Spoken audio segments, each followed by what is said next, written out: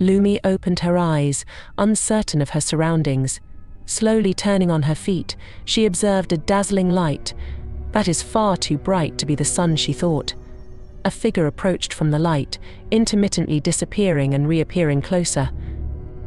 Lumi's body tensed, and despite her efforts to run, her legs seemed sluggish. The figure, now within arm's reach, halted her escape. Turning to face it, she noticed it resembled a shadow. Before she could react, a searing pain in her stomach caught her off guard. Glancing down, she saw the figure's arm, and before she could react, it tore out her soul, right before it could be crushed.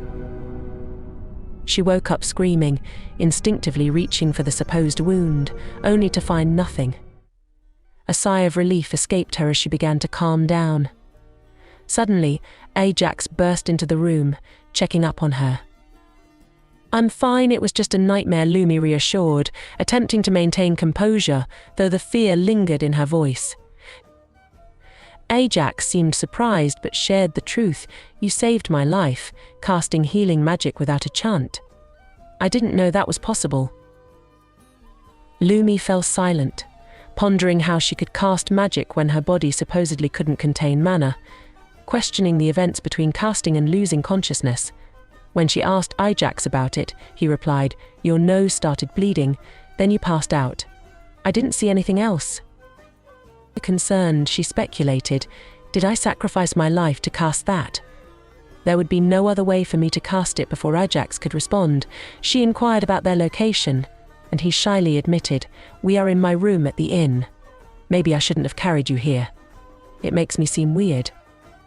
Offering a reassuring smile, Lumi attempted to stand. Her legs were weak, but she could walk. Ajax tried to stop her, but seeing her ability to move, he allowed it.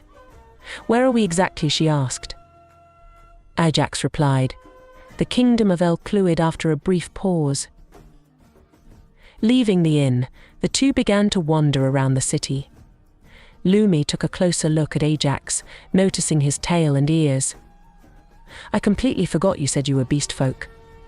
That reminds me, I heard from my dad that there are different types of beast folk. May I ask what type you are?"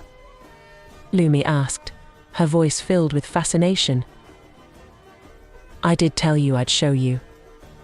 Anyways, I am part." Before Ajax could finish speaking, both of them noticed a man wearing a strange, extremely fancy suit.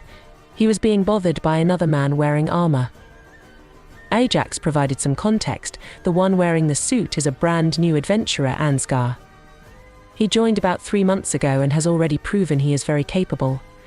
The other is an older monster hunter named Kalen, who joined before I was living in this kingdom. He likes fighting. It appeared that Kalen was seeking a duel, and Ansgar agreed to it. Lumi and Ajax decided to watch the fight, finding seats to observe. Lumi inquired, "You said monster hunter and adventurer, are they different here?" Ajax looked at Lumi with a hint of surprise and explained, "Monster hunters are tasked with hunting creatures near the kingdom to keep it safe. Adventurers, on the other hand, explore ancient ruins. It's often more dangerous for adventurers since these ruins sometimes house monsters far more powerful than those encountered normally." As Ajax finished speaking, the combatants prepared to fight. Lumi noticed that Ansgar was scanning the crowd, focusing on 3 specific people, including herself. After this glance, Ansgar turned his attention back to Kalen, drew his sword, and at that moment, Lumi's vision blurred. Her heart raced, and visions of the previous nightmare flooded her mind. Ajax quickly comforted her, and when the panic attack subsided, so did the fight. Lumi observed Kalen on the floor with both arms severed, shock evident on his face. Ansgar, however, had disappeared from the arena. "Lumi, what happened?" Ajax inquired with concern.